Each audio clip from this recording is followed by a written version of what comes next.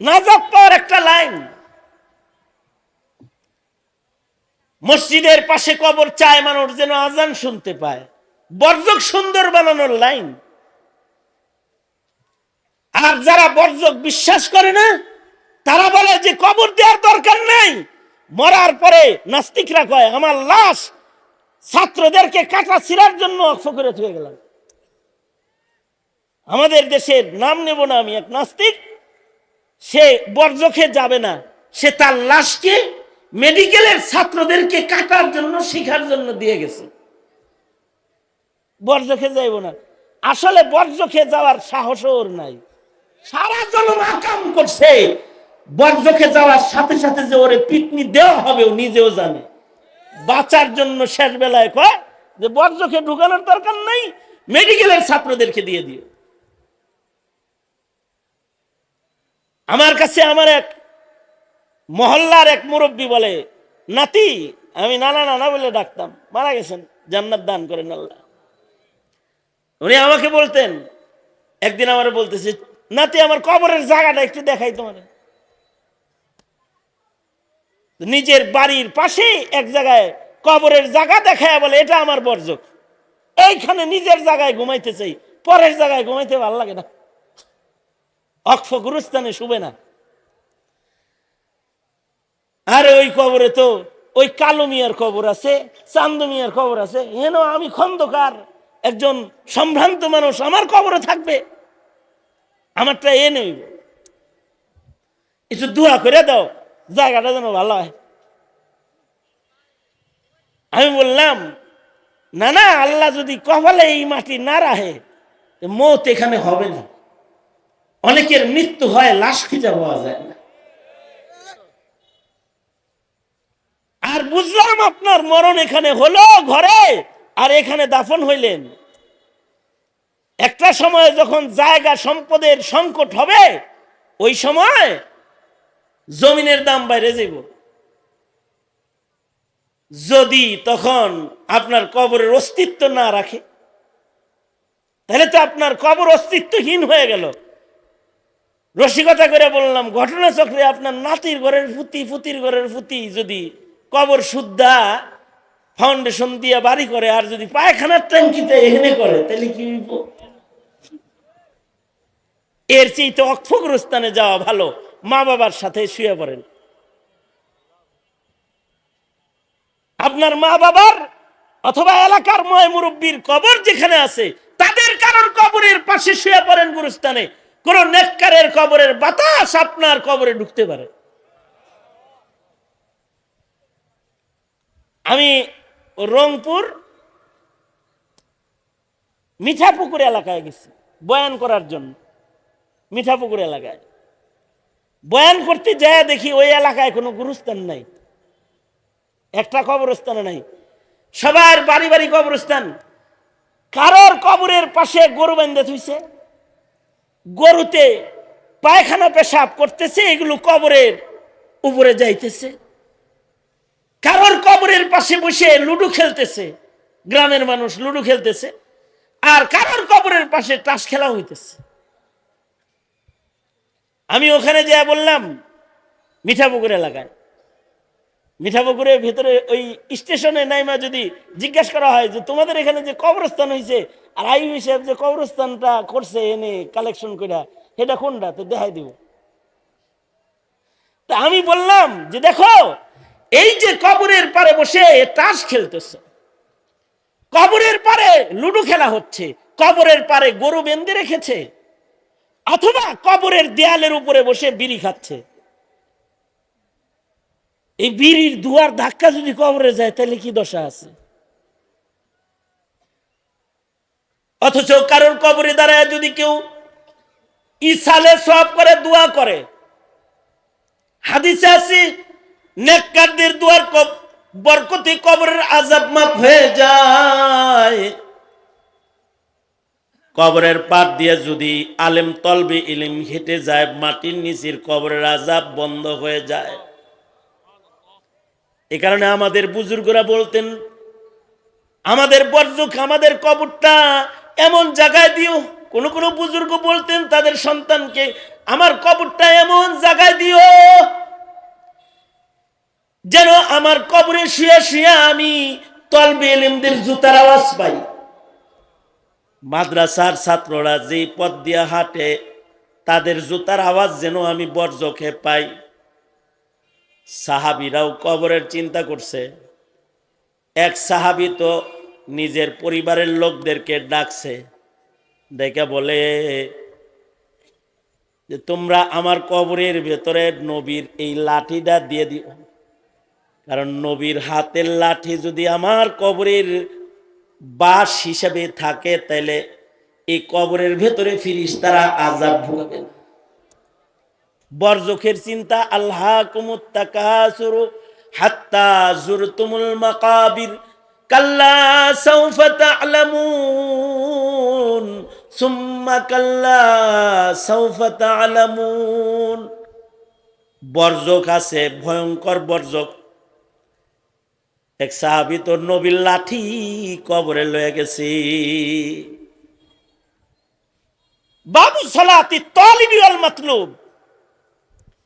আল্লাহর রাসূল একবার ঘোষণা করছেন, অমুকের গর্দান যে এনে দিবা তাকে আমি, তার উপরে আমি খুশি হয়ে যাব।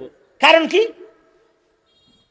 মুসলমানদের মাটিতে সে নবীকে গালি দিয়ে মানুষের ঈমান নষ্ট করে, নবীকে গালি দেয়, নবী নাখোশ। এটা আইনত পৃথিবীর কোন জাতীয় আইনেও এটা বৈধ নয়। যেমন মনে করেন আমাদের দেশের মুসলমানদের ছেলেরা যারা পশ্চিমা দেশে বসবাস করে, আমেরিকা, লন্ডন, ইতালি, বিভিন্ন জায়গায় বসবাস করে না, ওরা যদি ওই দেশের আইনের খেলাফ কিছু করে তাইলে ওদের পাসপোর্ট থাকবে না গভর্নমেন্ট নিয়ে যাবে? বেবলার মতো চায় রইছো কে? নিয়ে কথা কও না কে? নিয়ে যাবে না? নিয়ে যাবে। কেন? রাষ্ট্রের অধিকাংশ ধর্ম অবলম্বীদের বিরুদ্ধে তার অবস্থান। পাসপোর্ট লয়ে যাবো টাইম না, তার নাগরিকত্ব ক্যান্সেল করে দিবে। 90% মুসলমানের মাটিতে কোন কাফের থাকতে হইলেও তার সুলাহ করে থাকতে হবে, ইসলামের বিরোধিতা করে। জাতীয় আইনেও এই দেশে, মুসলমানের দেশে, সুলাহ ব্যতিরেকে আক্রমণাত্মক ভূমিকায় কোন ভিন ধর্মী লোক থাকারই অধিকার রাখেন। যদি থাকে সুলাহ করে থাকবে, যেমন কাদিয়ানীরা বসবাস করবে কিন্তু সুলাহ করে থাকবে মুসলমানদের সাথে, যে তোমাদের ধর্মের কোনো ক্ষতি আমরা করব না। যদি কেউ ধর্মের ক্ষতি করে তাহলে মুসলমানের দেশ থেকে তার নাগরিকত্ব কেটে যাওয়ার উপযুক্ত অপরাধ, যে নাগরিকত্ব কেটে যাবে। আর যদি কোনো মুসলমান ধর্মের বিরোধিতা করে তাহলে তো নাস্তিক হবে। মুসলিম আইনে তার গর্দান কাটা যাবে। সরকারের নির্দেশ হবে অমুকে ধর্মের ক্ষতি করে ওর গলা ফেলো, সরকার নির্দেশ করবে। আল্লাহর রসুলের মাটিতে যখন রসুলের সাথে বেয়াদবি সাতেমে রসুল, তো আল্লাহর রসুল বলছেন ওর গর্দান আনো। সাহাবী একজন চান্স পায় নবীরে খুশি করার জন্য সাতেমে রসুলের গর্দান আনার জন্য রওনা করছে। কিন্তু আশ্চর্য এক ঘটনা ঘটছে। যাইতে যাইতে দেখে এই দুশমনটা মিনার থেকে আরাফাতের দিকে যাইতেছে। নবীজির কাছ থেকে অনুমতিও লইছে যে কারোর গলা আনতে হইলে তো তার সাথে হাসামিসা কইয়া তারে বাইল মতো ধরতেও কিছু কথা ব্যবহার করা লাগতে পারে, ধোকা দেওয়া লাগতে পারে। আমি কি এদিক সেদিক কইতে পারুম? তো নবী বলছে হ্যাঁ বলতে পারবা, তাওরিয়া কালাম ব্যবহার করতে পারবা। তো এই আশিকে রাসূল সাহাবী বের হয়ে গেছে। বের হয়ে যায় দেখে যে এইটা দুশমনটা যাইতেছে, এদিক দিয়ে নামাজের ওয়াক্ত চলে যেতেছে। সাহাবী এখন চিন্তা করে যদি আমি নামাজ পড়তে যাই তাহলে দুশমন পালাইব, আর যদি দুশমনের পিছে পিছে হাঁটতে থাকি চলতে থাকি তাহলে আমার নামাজ হারাইব। ইজতিহাদ করছে যে আজকে ভিন্ন স্টাইলে নামাজ পড়ুম, আজকে নামাজও পড়ুম, হাঁটুমো, দৌড়ামো। এবার সাহাবী নামাজের নিয়ত বান্ধা ফেলাইছে, নামাজও পড়তেছে, দুশ্মনের পিছে পিছে দৌড়াইতেও আছে। আজব নামাজ, সেজদাও দেয়, রুকুও করে, আবার দৌড়ায়ও। এইভাবে নামাজ পড়তেছে।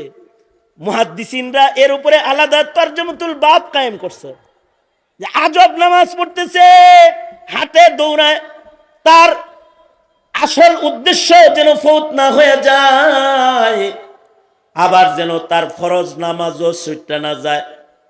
নামাজও পড়ে, হাটেও দৌড়ায়ও। দুশ্মনদার কাছে যায়, কয় এই কই যাও ভাই? কয় তুমি এরকম করতেছো কে? দেখি রুকু করো, সেজদা করো, আবার দৌড়ে দৌড়েও করো। কার বলো না, মাথা খারাপ হয়ে গেছে। কি তোমার মাথা খারাপ করলো? আর বলো না, মুহাম্মাদের কারণে, সাল্লাল্লাহু আলাইহি ওয়াসাল্লামের কারণে মাথাটা খারাপ হয়ে গেছে। হ্যাঁ তোমার মাথাও খারাপ করছে? আমার মাথাও তো তার জন্য খারাপ। সাহাবী মনে মনে কয়, তোর তো দুশ্মনীতে খারাপ, আর আমার হইলো মোহাব্বতে খারাপ।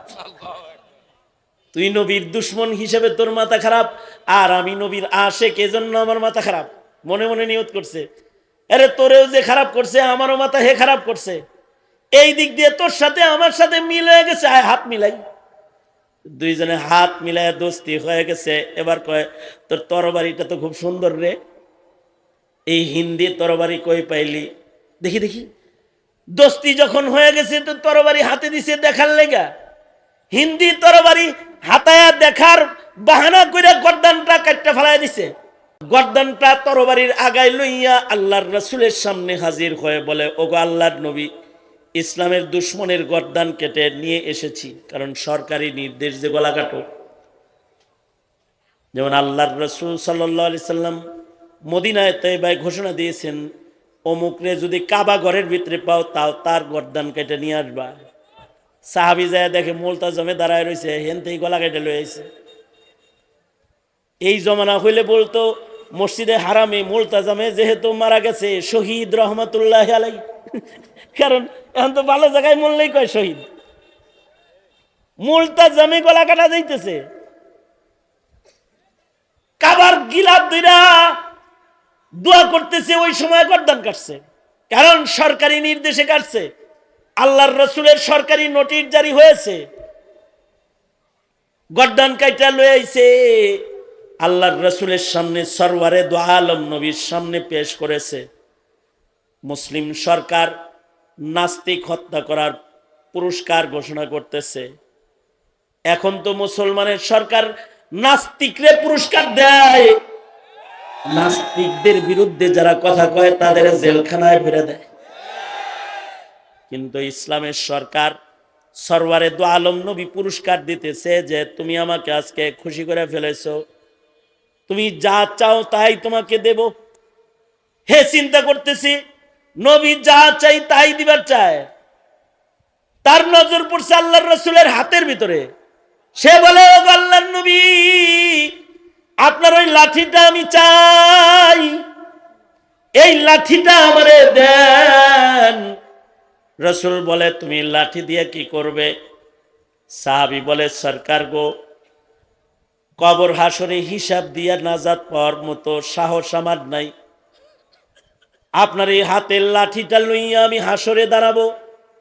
আপনার হাতের লাঠি হাসরের মাঠে আমার হাতে থাকলে প্রমাণ হবে আমি আপনার পছন্দের লোক। এ লাঠি প্রমাণ করবে আমি আপনাকে একদিন খুশি করেছি, হয়তোবা আল্লাহ তাআলা আমাকে খুশি করে দিবে, আল্লাহ তাআলা এর ওসিলায় আমাকে নাজাত দিবে। আপনার আমারও কিন্তু হিসাব দিয়ে জান্নাতে যাওয়ার কায়দা নাই। হাসরের ময়দানে বিনা হিসাব কিছু মানুষ আল্লাহর জান্নাতে যাবে, মুনাম আলাই যারা বিনা হিসাব জান্নাতে যাবে। বিনা হিসাব কারা কারা জান্নাতে যাবে? ওমাইয়ুতি ইল্লাহ ওয়ার রাসূল ফাউলাইকা মাআল্লাযীনা আনআমা আল্লাহু আলাইহিম মিনান নাবিয়্যিন ওয়াস সিদ্দীকিন ওয়াশ শুহাদা ওয়াস সালিহিন। নবীগণ বিনা হিসাব আল্লাহর জান্নাতে যাবে, নবী হওয়া সম্ভব না। সিদ্দিকগণ বিনা হিসাব জান্নাতে যাবে। সিদ্দিক হওয়া সহজ না, কারণ সিদ্দিক হইতে সর্বোচ্চ সাধনার জরুরত হয়। সিদ্দিক হইতে গেলে জবানের কথা আর কাজ এক বানাইতে হয়। হুয়া সিদ্দিকুল্লাযী লা ইউখালিফু কাওলুহু আন ফি'লিহি, সিদ্দিক হইতে হলে জাহির বাতিন এক বানাইতে হয়। হুয়া সিদ্দিকুল্লাযী লা ইউখালিফু জাহিরুহু আন বাতিনিহি, হুয়া সিদ্দিকুল্লাযী ইয়াবযুলুল কাউনাইনি ফি রিজা মাহবুবিহি। সিদ্দিক হইতে হলে জান্নাত ছাইরাও আল্লাহ পাওয়ার মেহনত করতে হয়। জান্নাত লাগবো না, আল্লাহ তুহি তু, শুধু তোকে লাগবো, আল্লাহ তোমাকে লাগবো, তোমার জান্নাত দরকার নাই, এমন দিলের মালিক হওয়া কঠিন। ভেতরে তো ইসলাম আছে কিন্তু উপরে ইহুদিয়াত নাসরানিয়াত, এমন মুসলমানি দিয়ে বিনা হিসাব জান্নাত পাওয়া যায় না। বিনা হিসাব জান্নাত পাইতে ভেতর বাহিরের ইসলামের রং এক হইতে হয়। ভেতর ভালো কইরা মুখলিসানা ইবাদত সারা জিন্দেগি কইরা সিদ্দিক হইতে হয়। এটা বড় কঠিন কাজ। তবে বিনা হিসাব জান্নাতে যাওয়ার সহজ লাইন হলো যদি কেউ শহীদ হয়, যেমন ফিলিস্তিনের শিশুরা শহীদ, নারীরা শহীদ, আল্লাহর জন্য, আল্লাহর দ্বীনের জন্য কেউ যদি শহীদ হয়, মা সাল্লা মা সামা ওয়া মা সাল্লা, আল্লাহর রাসূল এমন শহীদের বর্ণনা দিয়েছেন যে এক ওয়াক্ত নামাজ পড়ে নাই, একটা রোজাও রাখে নাই, কিন্তু শহীদ হওয়ার চান্স পায় শহীদ হয়ে গেছে। এটা এই চান্সটা ঘরে ঘরে নাই। এই চান্সটা সময় মতো মানুষের কাছে কখনো কখনো এসে যায়। এ কারণে শাহাদাতের দস্তরখান দোয়া করে কবুল করাইতে হয়। খালিদ ইবনুল ওয়ালিদ শাহাদাতের নিয়ত করে বারবার যুদ্ধের ভিতরে ঢুইকাও শহীদ হইতে পারে নাই। আর হযরত ওমর যুদ্ধে না যায় মসজিদের মুসাল্লায় দাঁড়ায়া শহীদ হয়ে গেছে। এ কারণে আল্লাহর রাসূল দোয়া করতেন, আয় আল্লাহ আমাকে শহীদি মওত দেন। হযরত ওমরও দোয়া করছেন, হযরত আবু বকরও দোয়া করছেন, হযরত ওমরও দোয়া করছেন, আজব দোয়া করছেন হযরত ওমর। হযরত ওমর বলে, আয় আল্লাহ আমাকে শহীদি মওত দেন, আবার মদিনায় মওত দেন। দোয়া এমন ভাবে করছে যে মসজিদের নববীতে শাহাদাত কবুল হয়ে গেছে। হযরত উসমানের দোয়া কবুল হয়েছে, কোরআন তেলাওয়াতরত শহীদ হয়ে গেছে। আল্লাহ তাআলা দুয়ার বরকতে শাহাদাতের মধ্যে সাপ্লায় কত লোক গেল কিন্তু সবাই শহীদ হয় নাই। কিছু লোকরা আল্লাহ শহীদ বানায় ফেলাইছে। ব্রাহ্মণবাড়িয়ায় কত লোক রাস্তায় গেল কিন্তু কিছু লোকরা আল্লাহ শহীদ বানায় ফেলাইছে। পঞ্চগড়ে খতমে নবুয়তের কথা কত লোক বলল কিন্তু কিছু মানুষ আল্লাহ শহীদ বানায় ফেলেছে। যারা শহীদ হয়ে যায়, ফিলিস্তিনে যারা শহীদ হইতেছে, যারা শহীদ হয়ে যায় তারা বিনা হিসাব আল্লাহর জান্নাতে চলে যায়। তাদের বরজক সুন্দর, তাদের আলমে আখিরাত সুন্দর। আল্লাহু আকবার জোরে বলেন।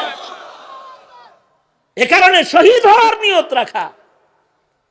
বাংলাদেশ সরকার সংসদে নিন্দা প্রস্তাব করেছে। যদি এই সংসদ থেকে আবার বলে যে শহীদ হওয়ার জন্য দরজা খুলে দিলাম, যা ফিলিস্তিন যা, আকসা বাঁচা, মুসলিম মিল্লাতের পাশে দাঁড়া, শহীদ হওয়ার নিয়ত রাখলে গেলে শহীদ হলে বিনা হিসাব জান্নাতি। রাজি থাকা চাই, নিয়ত থাকা চাই, নিয়ত থাকা। রাজি তো ইনশাআল্লাহ? নিয়ত থাকা, কারণ এটা বিনা হিসাব জান্নাতের লাইন। হ্যাঁ, আর একটা লাইন হলো সুন্নতের পাবন জিন্দেগি বছর করে ওলি বুজুর্গ হয়ে কবরে যাওয়া সালেহিন, তাইলেও বিনা হিসাব জান্নাত। লা খাউফুন আলাইহিম ওয়ালা হুম ইয়াহজানুন। তবে এগুলো সহজ না, কঠিন কাজ। এ কারণে বরজক হাসর সহজ করার জন্য সাহাবায়ে কেরামও বাহানা তালাশ করছে। রাসূল বলে সাহাবীকে, এই সাহাবী লাঠি দিয়া কি করবা? সাহাবী কয়, লাঠি আমি হাসরে নিয়ে দাঁড়ামু। আল্লাহু আকবার জোরে বলেন।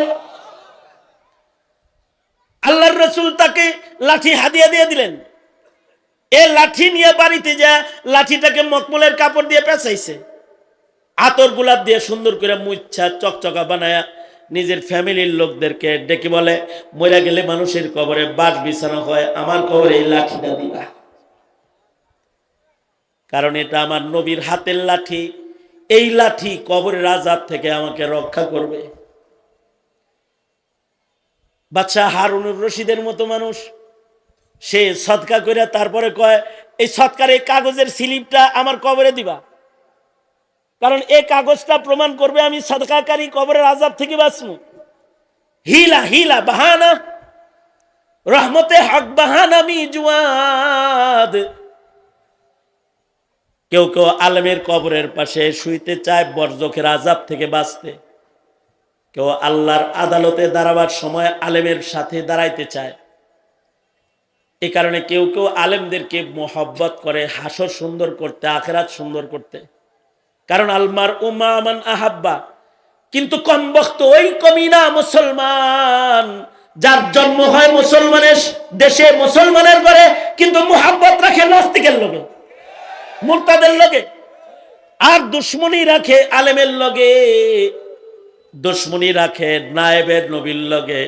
মনে রাখবা, বরজক সুন্দর বানানোর জন্য বাহানা বাইর করতে হয়, ভালো জায়গায় কবর কামনা করতে হয়, ভালো মানুষের সাথে কবর কামনা করতে হয়, ভালো আমল লইয়া বরজখের কবরে ঢুকতে হয়। যারা দুনিয়ার মাটিতে এগুলো কইরা কবরে যায় তাদের কবর সুন্দর হয়। সুতরাং আমি যে জিনিসটা আজকে আপনাদের সামনে, আপনাদের কাছে দস্তরখানে দিতেছি সামিঈন হযরতকে, সেটা হলো নিজের বরজখ আর আখিরাত সুন্দর বানানোর হিলা পয়দা করো। হকের কথা, হকপন্থীদের সাথে থাকা, এগুলো বরজখ হাসর সুন্দর বানানোর হিলা। সুতরাং মওত পর্যন্ত বরজখের চিন্তায় কদম কদম চলতে হবে, ঠিক কিনা? রাজি তো ইনশাআল্লাহ?